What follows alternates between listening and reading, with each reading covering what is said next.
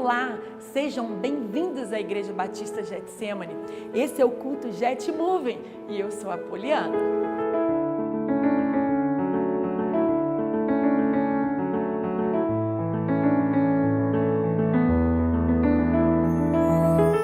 Que bom ter você aqui compartilhando um pouco do seu fim de semana com a gente. Esperamos que você esteja animado por tudo que vai acontecer nessa tarde. Quando buscamos mais de Deus, mais crescimento, mais palavra, aprofundamos nossas raízes e nos tornamos cada vez mais fortes. Para nos ajudar a crescer e a conhecer mais, um de nossos pastores trará uma mensagem de Deus para você. Eu estou animada para ouvir. E você? Mas antes teremos o louvor, um momento de adorarmos ao Senhor, de nos entregarmos de coração.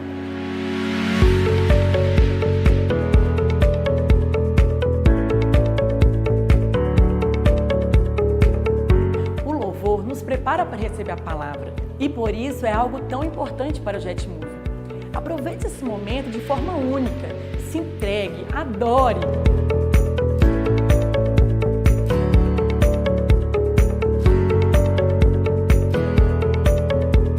Gostaríamos de mostrar um pouco do que Deus tem colocado em nossos corações.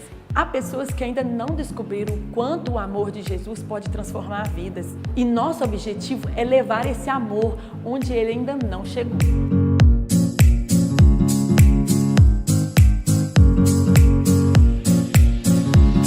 E esse não é um papel apenas do pastor, mas também seu. Por isso, nós te convidamos a participar de um projeto top que se chama ID. E o Get Moving abraçou esse projeto com muito carinho.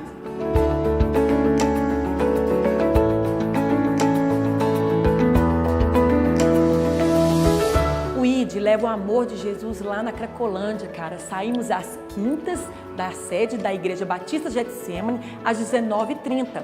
E levamos alimentos, abraço, esperança a quem está desamparado.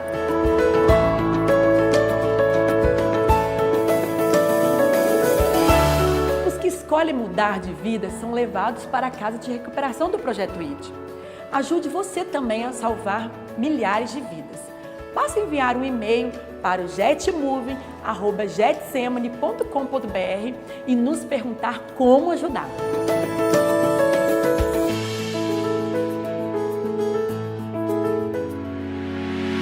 Além disso, temos os grupos pequenos. Eles funcionam assim. Cada grupo surge de uma afinidade em comum. Se você gosta de futebol, de jiu-jitsu ou de jogar damas, você pode se conectar às pessoas que gostam da mesma coisa que você. Sabe aquela coisa de uma ajudar a outra? Todas as informações estão em nossas mídias sociais. Vem fazer parte dessa família? Não importa onde é o seu chamado, nossa meta é ajudar você a colocar o seu coração na obra de Deus e conectá-lo de forma a conseguir realizar o propósito dele na sua vida e daqueles que estão ao seu redor, né?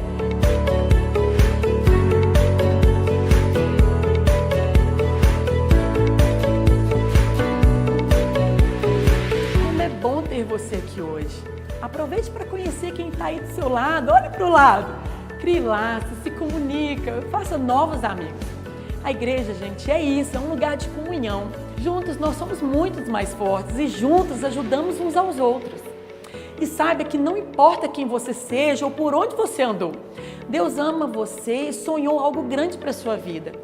Seja muito bem-vindo, diga se podemos fazer algo por você e não perca o que está por vir. Para pastores e líderes, esta terça-feira, dia 31 de outubro, teremos o Conselho de Pastores a partir das 8 horas, com o convidado pastor Reuel Feitosa. Se envolva! Vem por aí o Jantar dos Empresários. Será no dia 10 de novembro, sexta-feira, a partir das 20 horas, no Espaço Orla Getsemane. Coloque em sua agenda, se organize, participe e envolva-se!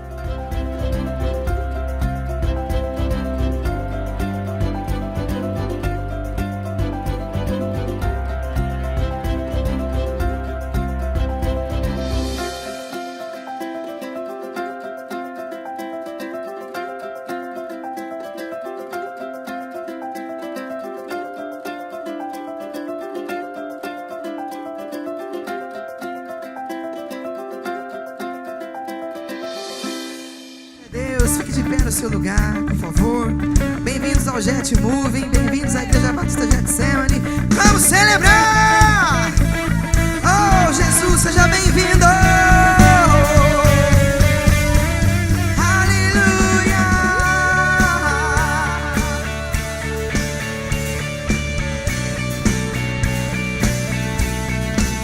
Louvado para sempre seja o teu nome. Oh, oh. Pela cruz, pela cruz, pela cruz, me chamou gentilmente, me atraiu e eu, sem palavras, me aproximo, quebrantado por seu amor. Pela cruz, me chamou gentilmente, me atraiu e eu, sem palavras, me aproximo, quebrantado por seu amor.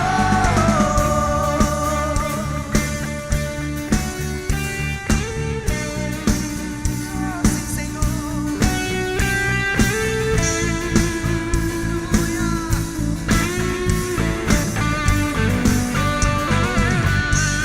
Eu olho para a cruz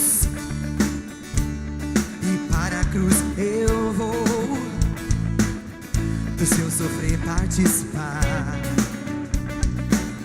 da sua obra vou cantar.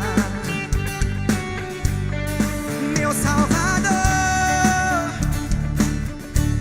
na cruz mostrou o amor do Pai por mim e por você, o justo Deus.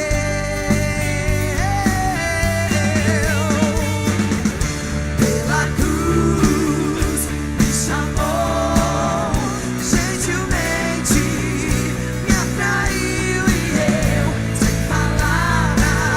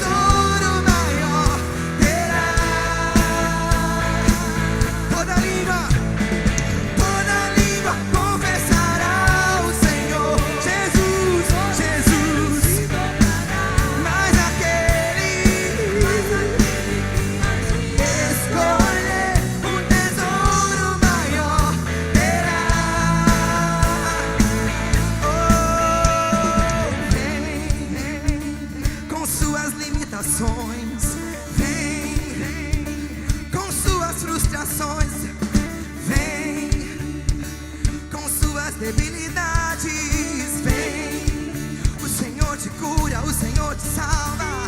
Vem, Ele te ama, Ele cuida de você. Vem pra Ele, vem pra Ele. Oh, oh, oh. Vem. Aleluia. Glória a Deus. Pode dar uma salva de palmas mais forte para Jesus. Glória ao Senhor. Chegou o momento de cultuarmos a Deus com os nossos dízimos e as nossas ofertas. E a palavra de Deus lá em Provérbios 3, versículos 9 e 10 diz assim: honra o Senhor com tua fazenda e com as primícias de toda a tua renda. E os teus celeiros se encherão de fartura e teus lagares transbordarão de mosto. Amém? A palavra do Senhor, ela não mente. A palavra do Senhor, ela é viva. E tudo que nós fazemos aqui é baseado na palavra de Deus. E uma das coisas que nosso Deus nos diz é honrá-lo com os nossos dízimos e as nossas ofertas. Deus tem nos dado o ar que respiramos, vida. Deus tem nos dado o trabalho. E uma das coisas que nós precisamos entregar a Deus, além da nossa vida, a nossa alma, nosso coração, é entregar também a Deus aquilo que Ele tem nos dado, uma parte daquilo que Ele tem nos dado. Porque Deus também, Ele precisa ser o Senhor da nossa vida financeira. Quantos querem que o Senhor seja o Senhor da sua vida financeira? A palavra de Deus não mente. E Deus vai fazer transbordar os seus lagares. Deus vai fazer transbordar bênçãos sobre a sua vida. Amém? Você crê nisso? Creia nessa palavra. Vem agora. A gente vai orar. E assim que começarmos a cantarmos, você vai vir aqui crendo que Deus vai fazer algo na sua vida financeira. E se você hoje não vai poder contribuir, porque você talvez não tenha um trabalho, e foi até difícil você chegar aqui hoje, Deus, em nome de Jesus, vai fazer alguma coisa. Porque toda vez que nós aproximamos de Deus com fé e crendo que Ele existe, Ele faz alguma coisa. Esse é o Deus que nós servimos. Feche seus olhos, apresente a sua oferta, o seu dízimo ao Senhor. Pai, nós te agradecemos por tudo que o Senhor vai fazer aqui. O Senhor é o nosso Deus e nós cremos no Teu poder. Por isso, Pai, abençoa cada um que vai trazer aqui. Traz a multiplicação daquilo que está sendo plantado, Senhor, a 30, a 60 e a 100 por 1. Nós cremos no Senhor e no Teu poder. Faz algo, Senhor, e nós cremos que o Senhor vai fazer. Em nome de Jesus. Amém. Você está convidado a cultuar o Senhor. Posso Amém? ver as luzes, ouço os Teus relâmpagos. Posso ouvir as vozes que vêm do Teu altar. Posso ver as luzes,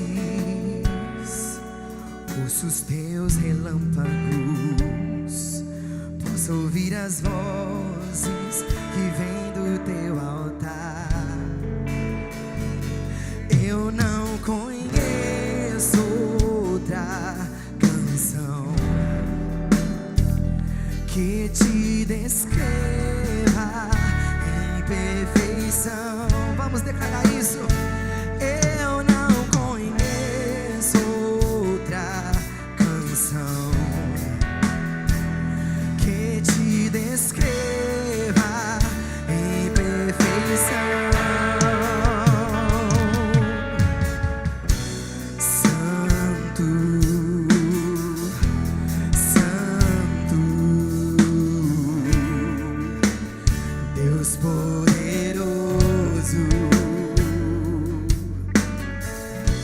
Santo, Santo, Deus poderoso. Os anciãos a adorar, jogam suas coroas no altar. As criaturas aclamar, dia e noite sem parar. Eu não conheço outra canção que te descreva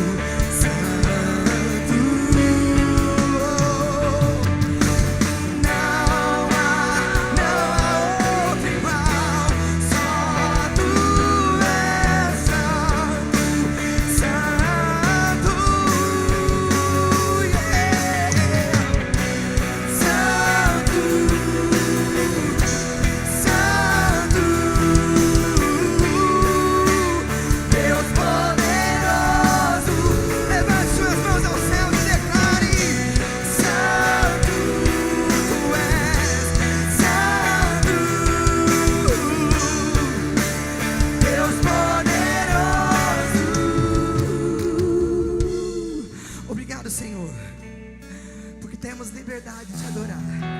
Obrigado pela oportunidade de te adorar, Senhor, porque o Senhor é bom. Toda vez que te chamamos, o Senhor vem. Aleluia, aleluia, aleluia. Glória a Deus, glória a Deus. Deus é santo. Declare: Deus, o Senhor é santo, Pai. Obrigado por esse momento. Obrigado por esse momento, Pai. Obrigado por esse momento de te adorar. Cumprimente o irmão que está do lado aí. Fale com ele assim: que bom que você veio aqui hoje. E pode se sentar. Eu queria convidar aqui o Joãozinho, que eu chamo de João Vitor. Gente, esse é o João, é um jovem, servo de Deus, e ele está ajudando a gente aqui no JetMove. Ele ajuda em todos os ministérios da igreja, na verdade. E a gente não abre mão dele. E hoje eu pedi o Joãozinho para poder estar trazendo a palavra para nós. O João é um menino de Deus. Eu quero orar por ele. Eu queria que vocês estendessem a mão também, por favor, para que Deus possa usar a vida dele. Pai, te agradeço pela vida do Joãozinho, Pai, do João Vitor, Pai. Use a vida dele, Pai. Fale conosco através da boca dele, Pai. Que ele venha ser, Senhor, mais uma circunstância do Senhor nas nossas vidas, Pai. Essa mensagem vai ser transmitida para milhares de pessoas através da televisão, através da internet. Que essa mensagem do Senhor alcance pessoas para que as pessoas possam conhecer o Senhor e conhecer o seu amor através da vida dele, Pai. Que a gente seja solo fértil para receber essa semente, essa mensagem. Eu abençoo a vida do João em nome de Jesus. Amém. Obrigado, Tiago. Graça e paz, igreja. Amém? Eu queria, sem demoras, que você abrisse a sua Bíblia no livro de Romanos. Carta aos Romanos, capítulo de número 8. Se você, do seu lado aí não tem alguém com Bíblia, você compartilha com ele aí do seu lado, mas não deixe de ler. Romanos, capítulo 8.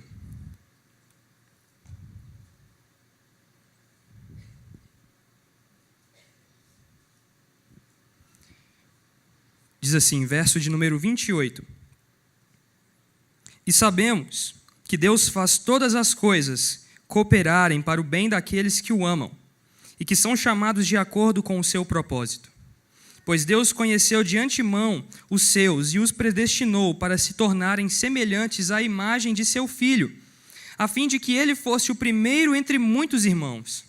Depois de predestiná-los, ele os chamou. Depois de chamá-los, ele os declarou justos. E depois de declará-los justos, lhes deu a glória.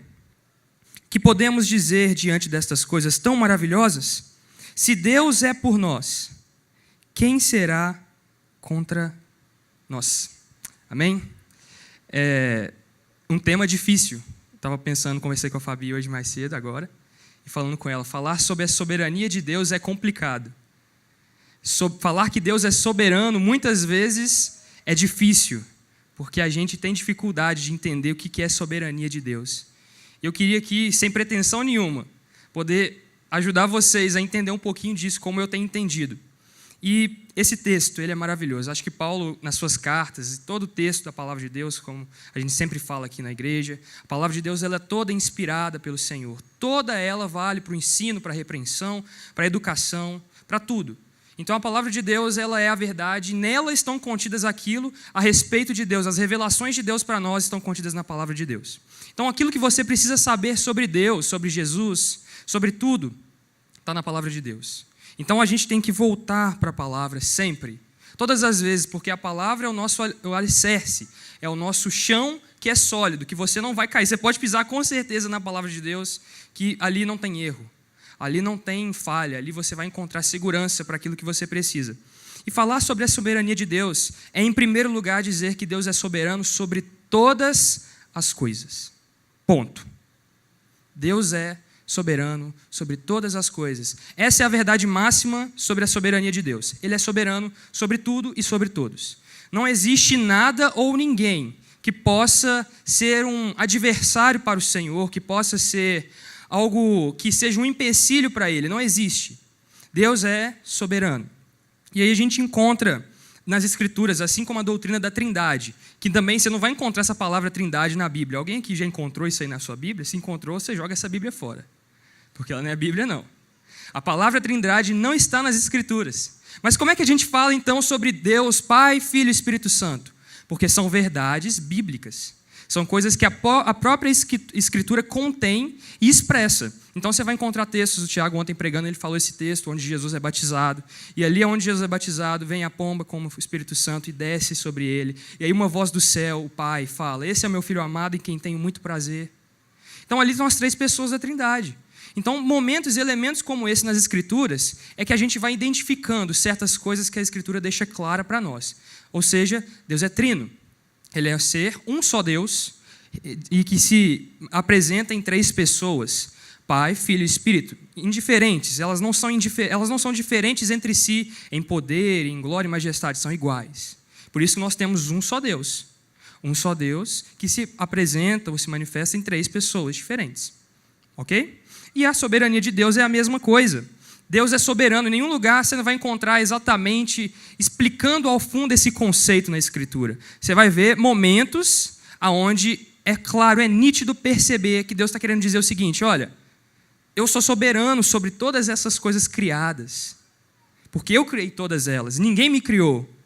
Se eu sou soberano sobre todas essas coisas, é certo que vai acontecer isso, é certo que vai acontecer aquilo. Ou seja, são verdades contidas na Escritura. E a Trindade, assim como a soberania de Deus, são coisas inexplicáveis para a nossa consciência. Então você pode tentar entender, explicar pela lógica, usar filosofia, razão, qualquer coisa que você quiser. Você não vai conseguir chegar a um máximo onde a gente chega lá, igual, por exemplo, o matemático, ele vai montar alguma teoria, uma hipótese, ele pode, de alguma forma, ele ir trabalhando sobre aquela questão, e ele vai chegar um momento que ele vai falar assim, ó, aqui é o ponto final dessa equação, não se resolve mais, não se simplifica mais. Quem faz engenharia ou área das exatas sabe disso. Tem um momento que é impossível, chega ali, é um número tão pequeno que a gente considera zero e fechou, morreu. Aquilo ali. Não existe isso na Escritura. Não tem como a gente falar assim, ó, eu vou exaurir, eu vou pegar o máximo que eu puder, eu vou cavar o máximo que eu puder e vou conseguir entender quem Deus é. A gente não vai. Seria muita pretensão nossa como criaturas de um Deus tão maravilhoso, tão grande como esse, tentar e querer entender tudo. E a gente não consegue. E aí, em contrapartida, talvez vocês estejam se perguntando, beleza, Deus é soberano, mas em vários momentos nas Escrituras eu vejo momentos onde Deus propõe para o homem escolhas. Você já parou para pensar nisso? Já parou para pensar que Deus, às vezes, parece que perdeu o controle ou que está deixando o controle para o homem decidir, ele se sujeitando à vontade do homem e não o contrário? Isso acontece algumas vezes. Por exemplo, vou citar um exemplo aqui muito bacana. Quando Deus, lá em Israel, quando o povo tinha acabado de se estabelecer, alguns anos depois, tinha um profeta chamado Samuel. Esse profeta, Samuel, ele era um juiz. E ele governava Israel porque em Israel não tinha rei. Não existia a figura de um rei soberano sobre tudo. E aquele profeta, aquele juiz, ele era aquele que dizia para o povo o que era a voz de Deus, o que Deus estava querendo, o que Deus queria que fizesse, o que não era certo, o que era errado. E esse profeta, em algum momento ali, o povo começa a questioná-lo, perguntando a ele o seguinte: velho, nós precisamos de um rei, as nações ao nosso redor têm um representante. Nós precisamos de um representante aqui também. Nós precisamos de um rei. Nós queremos um rei. Samuel, pede a Deus um rei. É tipo isso, né? A gente manda as pessoas. Samuel, pede a Deus um rei. E aí Samuel vai orar, vai falar com Deus lá. E Deus fala uma coisa muito profunda. Ao mesmo tempo que é interessante, não sei se você se lembra, mas aí Deus fala para Samuel assim, ó, Samuel, dê a eles um rei. Eles não rejeitaram você, eles me rejeitaram. Isso é pesado. Mas Deus incorporou a figura do rei no plano de salvação, no plano de redenção da humanidade. Ou seja, aparentemente, Deus se sujeitou a uma vontade humana, mas não. É um momento onde a gente encontra essa dualidade, talvez, poderia dizer assim. São coisas que parecem contrapostas, mas na realidade não são, andam juntas. São verdades que andam juntas. O homem é responsável, sim, por suas escolhas. Mas isso não exime Deus de ser soberano sobre tudo. Ponto. É uma coisa que eu não quero que você fique se questionando demais, porque são verdades que não tem mais como a gente mudar. São coisas que já foram discutidas há muitos anos na igreja. Há mais de 2000 anos essas verdades são discutidas. E já se chegou a esse ponto que as pessoas falam, ok, são duas verdades que nós vamos caminhar paralelas aqui e vamos seguir assim. Beleza? Isso está nas Escrituras. Quando você estiver lendo a palavra de Deus, você vai conseguir notar isso muitas e muitas vezes. Vão parecer contradições, mas a palavra de Deus ela é inerrante. Ela não possui erros. Ela não se contradiz. Existem dualidades, que são duas realidades que caminham juntas. Beleza? Então, semelhante à Trindade, a soberania de Deus está aí e a nossa responsabilidade também. Logo, nós não somos robôs. Nós não somos seres projetados para funcionar de uma forma. Se a gente fosse robô, era fácil lidar com gente. Se a gente fosse robô, fosse máquina, era fácil lidar com as pessoas. Mas não é. Nós somos seres humanos. Nós temos corpo, alma e espírito. É diferente, é difícil de lidar com o ser humano, porque o ser humano muda muito. Então, são realidades diferentes. As nossas decisões trazem em si responsabilidades. Então, tudo aquilo que você escolher, tudo aquilo que for colocado diante de você como decisão, ore a Deus. Peça a Deus sabedoria. Fala assim, Deus, será que eu tenho que fazer isso? Porque Deus vai te guiar. A vontade dele vai acontecer. Mas ele vai te guiar para que você não erre na sua decisão. Para que assim nós tenhamos aquilo que aconteceu. Deus vai incorporar a sua vida nos planos dele. E aí você vai passar a ser participante daquilo que Deus está fazendo. E isso é maravilhoso, é o que Jesus quer para nós. Que nós sejamos participantes. Olha só o que diz lá em Romanos, capítulo 11, verso de número 33. Eu até queria que vocês abrissem, mas se a gente for abrir todos os textos que eu vou ler aqui, nós vamos demorar bastante. Então, se você quiser anotar, eu já vou lendo. Romanos, capítulo 11, verso de número 33. Como são grandes as riquezas, a sabedoria e o conhecimento de Deus. É impossível que entendermos as suas decisões e seus caminhos. Pois quem conhece os pensamentos do Senhor, quem sabe o suficiente para aconselhá-lo? Quem lhe deu primeiro alguma coisa, para que ele precise depois retribuir? Pois todas as coisas vêm dele, existem por meio dele, e são para ele. A ele seja toda a glória para sempre. Amém. Romanos capítulo 11, verso 33 a 36. Paulo falando, olha, quem somos nós para pensarmos que temos autoridade, como qualquer ser humano pensa que tem, porque tem poder na terra. Se você tem poder na terra, você não tem poder no céu, não é uma coisa igualmente equiparada, não existe isso.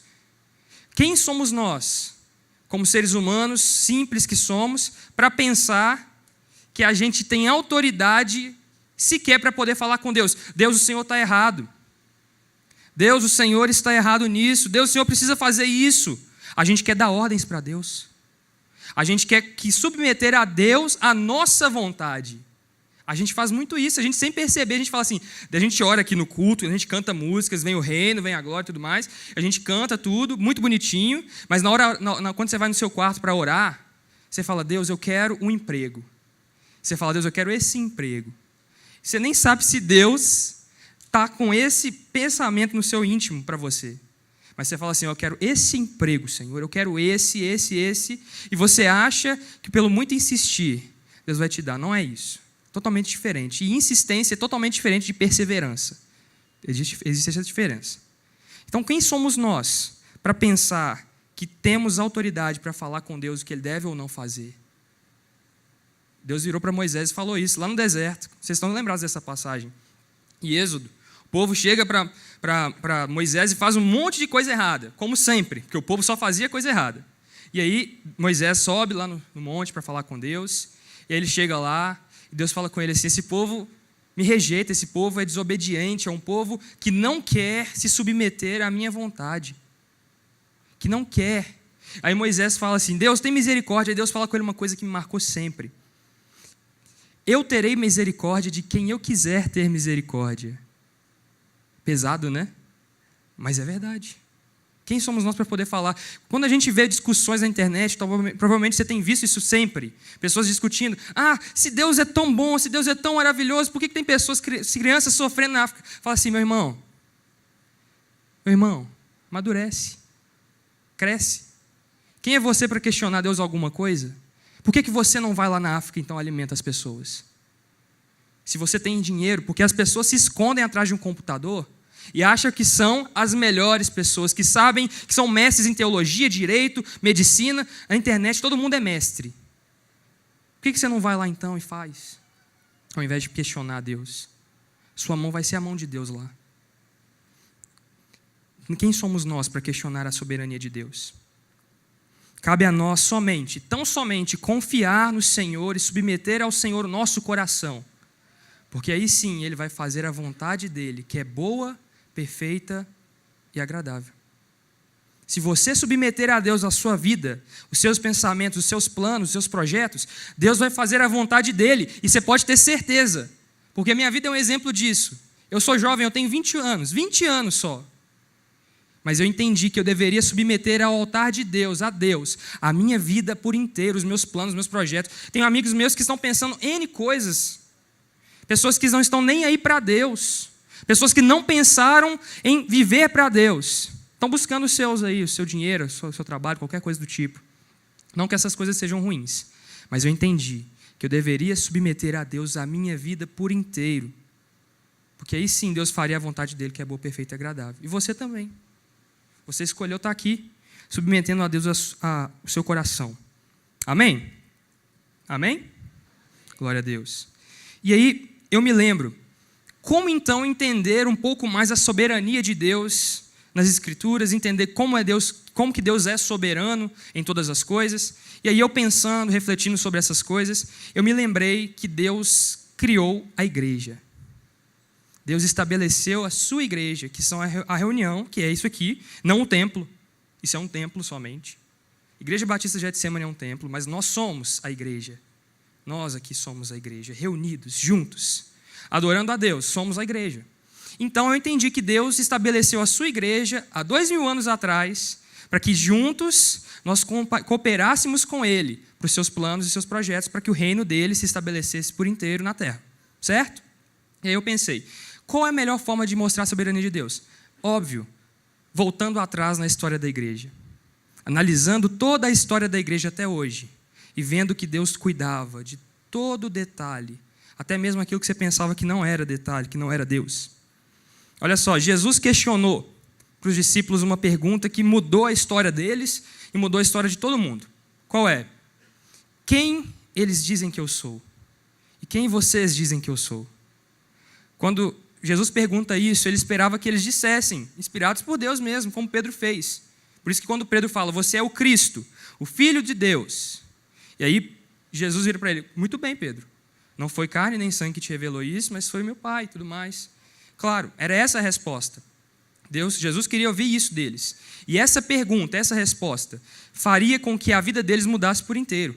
Quem é Jesus para nós faz com que a nossa vida mude. Se Jesus é somente um bonzinho, um cara bonzinho que viu nessa terra, sua vida é totalmente diferente.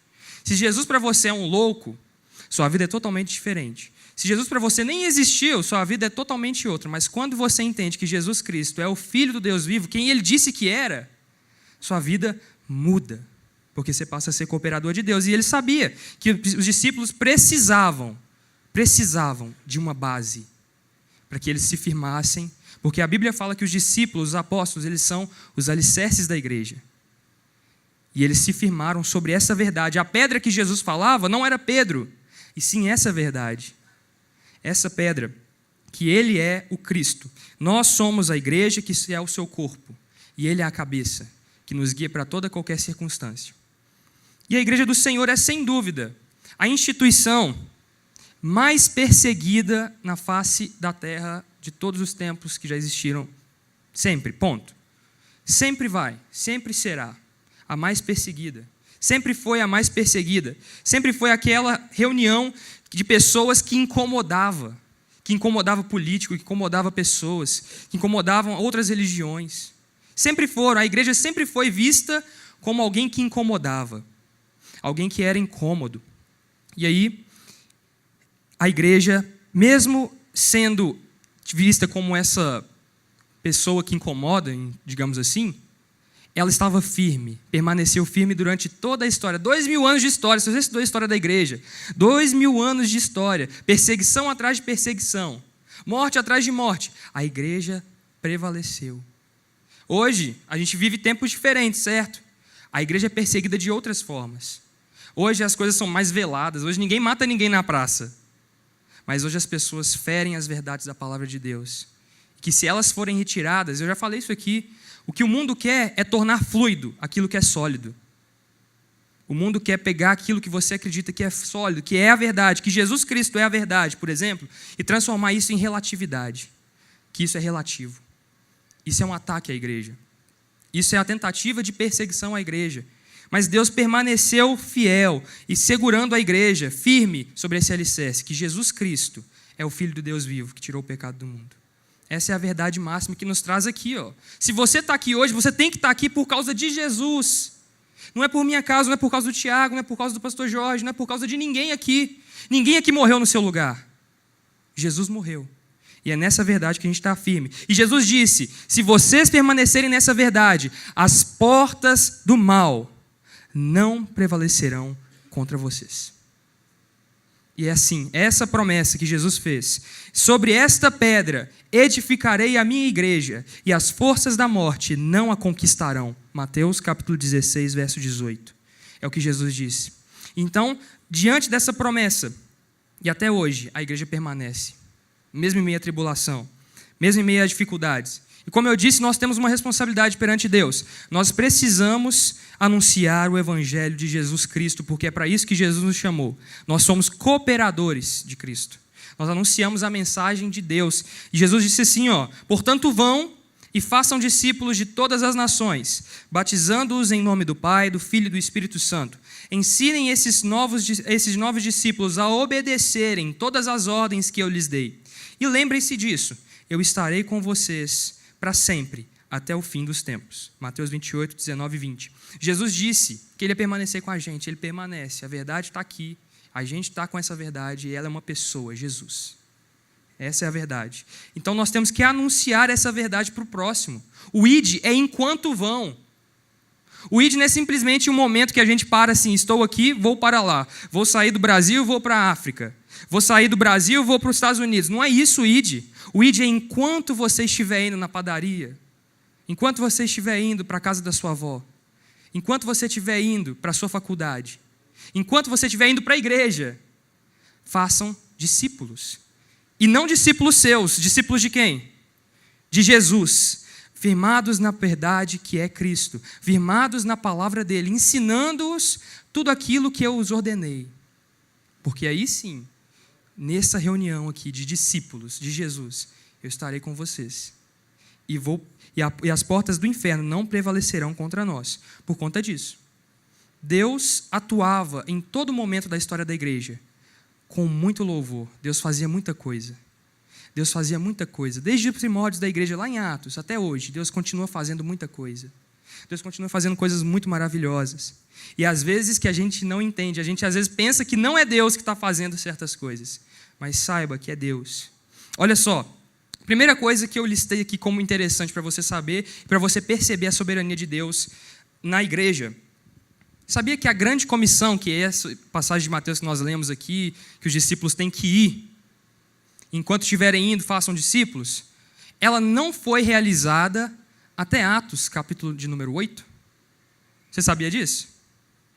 Atos, capítulo de número 8, é o momento onde os discípulos eles são dispersados. Eles permaneceram, olha para você ver como que o ser humano é, a gente se acomoda. A gente gosta de sentar e ficar quietinho. É como se eu chegasse aqui, está tão confortável, e eu vou ficar aqui. É mais fácil para mim, eu vou fazer menos esforço. É mais fácil, a gente tem a lei do menor esforço. Quanto menos esforço eu fizer, melhor. Muito mais fácil, melhor. A gente tem essa mania. Os discípulos, depois de receber o Espírito Santo, o que eles fizeram? Permaneceram em Jerusalém. E o que Jesus disse para eles? Vocês vão para Jerusalém, Judeia, Samaria e até os confins da terra. Eles permaneceram em Jerusalém. Aí eu imaginei Deus pensando assim no céu. Poxa vida, esses caras acomodaram demais. Não deu um minuto que eu deixei eles lá embaixo, que eu ensinei para eles que eles tinham que ir, que eu mostrei que o amor é ir e não permanecer, e eles permaneceram. Eles se acomodaram, está tudo muito legal, está tudo uma reunião legal, né? Um grupo social legal que se reúne. Legal, legal. Mas eles precisam ir. Pessoas precisam ouvir da palavra. Pessoas precisam conhecer essa verdade que eles também conheceram. E aí acontece uma coisa triste. Morre uma pessoa. E essa pessoa que morreu gerou uma consequência muito grande. E aí eu queria que você lesse comigo. Atos capítulo 7, verso número 54.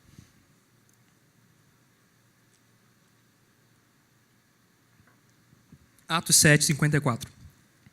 Olha o que diz lá. Os líderes judeus se enfureceram com a acusação de Estevão e rangiam os dentes contra ele. Mas Estevão, cheio do Espírito Santo, olhou firmemente para o céu e viu a glória de Deus. E viu Jesus em pé no lugar de honra, à direita de Deus. Olhem, disse ele, vejo os céus abertos e o Filho do Homem em pé no lugar de honra, à direita de Deus. Eles taparam os ouvidos e aos gritos se lançaram contra ele. Arrastaram-no para fora da cidade e começaram a apedrejá-lo. Seus acusadores tiraram os mantos e os deixaram aos pés de um jovem chamado Saulo. Guarda essa parte. E aí, enquanto atiravam as pedras, Estevão orou: Senhor Jesus, recebe o meu espírito. E então caiu de joelhos e gritou: Senhor, não os culpe por esse pecado. E com isso adormeceu. E olha só o que acontece em Atos capítulo 8, verso 1. E Saulo concordou inteiramente com a morte de Estevão. Houve uma grande onda de perseguição e começou aquele dia e varreu a igreja de Jerusalém. Todos eles, com exceção dos apóstolos, foram dispersos pelas regiões da Judeia e da Samaria. Olha só. Que doideira, não sei se você parou para prestar atenção nisso. Precisou morrer para começar uma série de perseguição na igreja. E entenda, eu não estou falando que perseguição é legal. Perseguição não é legal, gera tristeza, dor. Mas foi necessário que eles saíssem de Jerusalém, fugindo, para pregar o evangelho na Judeia e na Samaria. Para cumprir aquilo que Deus tinha dito para eles. Vocês precisam sair daí. A perseguição compeliu os discípulos para fora de Jerusalém. E o mais interessante é o que acontece logo depois disso. Um dos caras que estava encabeçando a perseguição em Jerusalém, que era quem? Saulo. Nós lemos aqui, ó. Olha como é que Deus é soberano sobre todas as coisas. Eu quero que você saia daqui hoje sabendo isso. Deus é soberano sobre tudo. Você pensa que Deus não pode mudar governo? Deus muda. Você pensa que Deus não pode curar doença? Deus cura.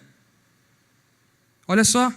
E aí, então, capítulo 8 de Atos, acontece uma coisa que era inimaginável. O perseguidor mais ferrenho da igreja, Saulo, se converte. Tem um encontro com Jesus. Ele estava indo no caminho de Damasco, todo mundo conhece essa história, e ele viu Jesus. Jesus fala com ele: por que você me persegue, Saulo? E aí, a partir daquele momento, a vida de Saulo mudou. O perseguidor mais ferrenho da igreja passava agora a ser aquele que seria um dos expoentes mais singulares da fé cristã e toda a história. Saulo, Paulo, como a gente conhece, ele não é só conhecido na igreja. Ele é conhecido em qualquer esfera da sociedade que você for, seja no direito, na medicina, em qualquer coisa que você falar de Saulo, Paulo, as pessoas sabem. Porque ele não era simplesmente um crente em Jesus, ele era um cara de respeito. E esse cara de respeito, que era um inteligente, um estudioso, formatou toda a teologia que a gente tem no Novo Testamento, em todas as suas cartas. O maior perseguidor da igreja passava a ser aquele que mais auxiliou a igreja. Deus é soberano. O império que era também aquela causa maior de dor para os discípulos, para a igreja como um todo. Aí os discípulos já tinham morrido, provavelmente. Os que sobravam, João, que estava lá exilado em Patmos, que não morreu, o único que não foi assassinado, estava lá em Patmos. E aí a igreja estava se acomodando novamente. Aí o Império Romano vem e começa a atrapalhar, digamos assim. O povo lá estava bacana, estava legal, começa a ser perseguido. E eles criam um instrumento que foi o instrumento assim, mais singular de tortura e de morte de cristãos na história, que é o Coliseu. Era o palco montado para que pessoas fossem mortas ali, ó, na sua frente. Assim, ó. Você chegava lá, o pessoal se reunia, tal hora da cidade em Roma, esperava para ver as pessoas sendo assassinadas. Mas os cristãos eram interessantes. Olha para você ver o que acontecia. Não sei se você sabe disso, mas enquanto eles estavam morrendo, eles cantavam. Eles cantavam. Imagina o estádio do Mineirão aí, ó, no jogo mais legal que você já foi. A torcida vibrando, vibrando, vibrando. Todo mundo gritando, gritando. Aí o que acontece? Todo mundo se cala. Porque as pessoas que estavam sendo mortas começam a cantar. Em uma só voz, adorando a Deus. E aí, o Império Romano começa a ser tido como a instituição missionária primeira do mundo. O que mais divulgou a fé cristã foi o Império. O Império matando as pessoas, matando os cristãos, foi sendo usado por Deus, por sua soberania, para poder alcançar outras vidas. O Império Romano criou estradas, trouxe a paz para o Mediterrâneo, que possibilitou Paulo de fazer 3 viagens que mudaram a história da humanidade. As viagens que trouxeram o evangelho para os gentios e que trouxeram para nós.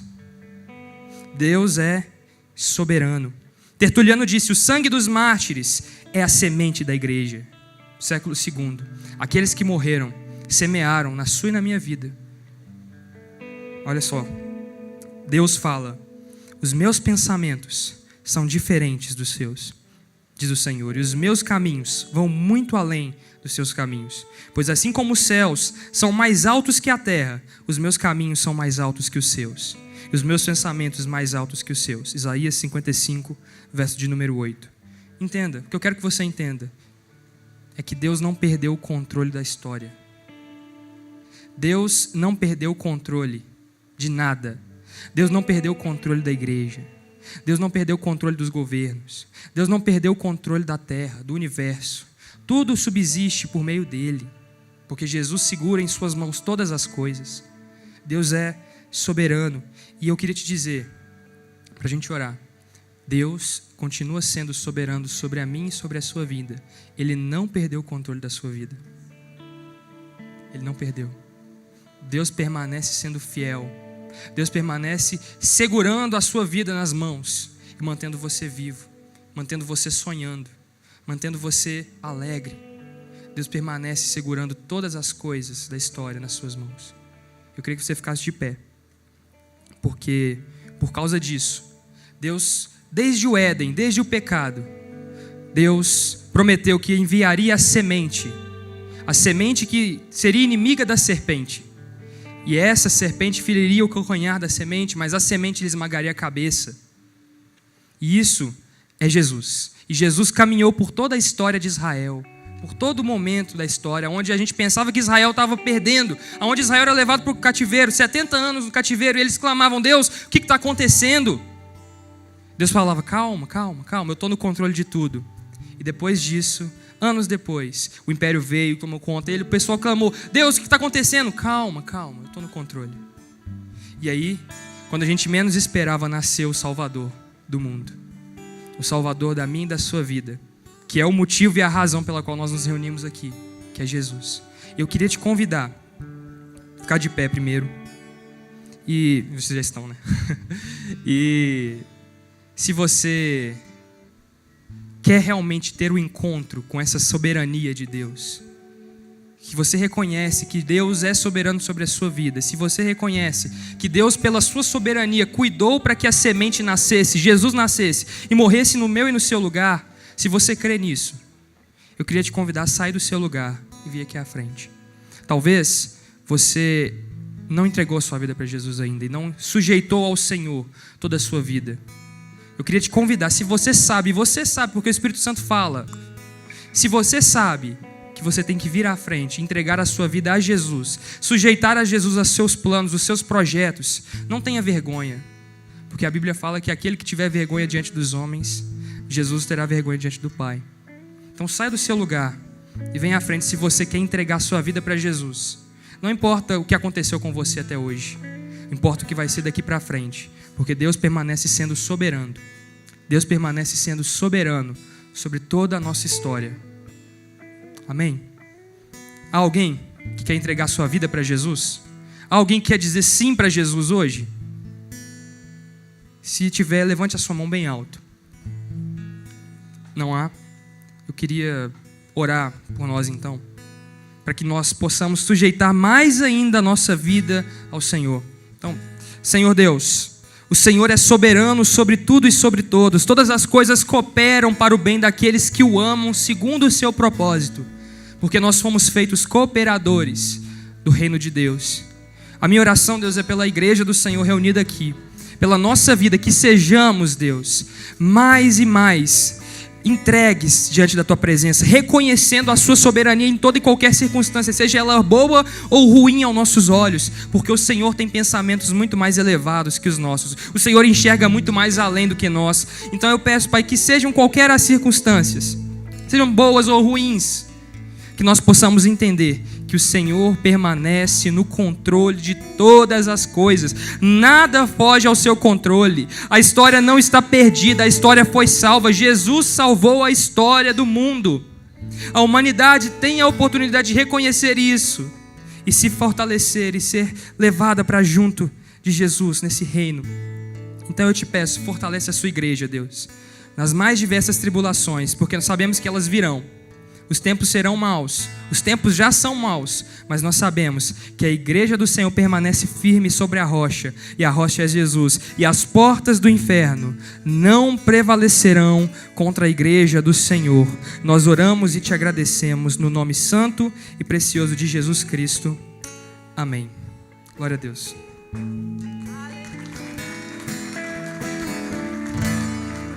Santo, Santo, Santo, Deus Todo-Poderoso, que era e é e há de vir. Com a criação eu canto louvores ao Rei dos Reis. És tudo para mim e eu te adorarei.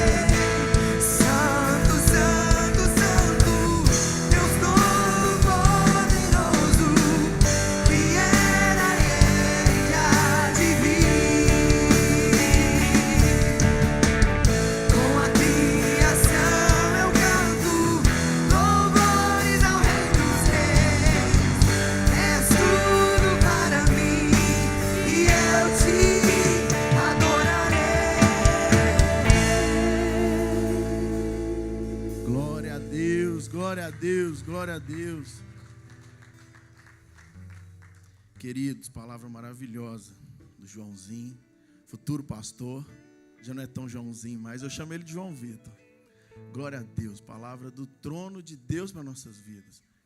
Porque às vezes a gente acha que Deus perdeu o controle. Eu achei maravilhoso quando ele expôs isso, porque a gente acha que Deus perdeu o controle das coisas, e a gente acha que quando a gente começa a orar, a nossa oração não está surtindo efeito.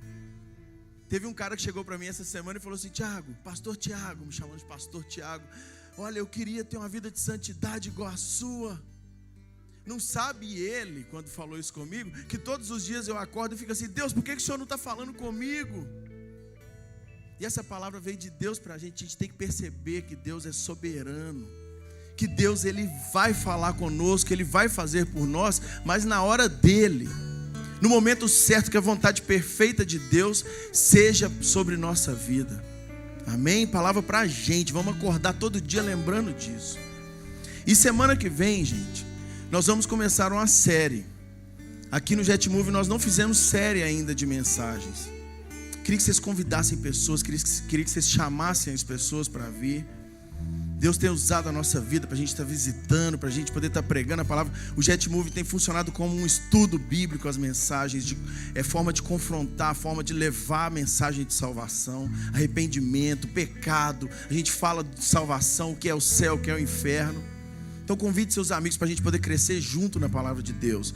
Nós vamos falar sobre a supremacia e a suficiência de Cristo. Vai ser um mês falando disso. Nós vamos falar sobre a mensagem de Colossenses para a igreja de hoje em dia. Vai ser um mês a gente falando sobre isso, os pastores aqui do JetMove. E vai ser um momento de crescimento para nós como igreja do Senhor. Amém?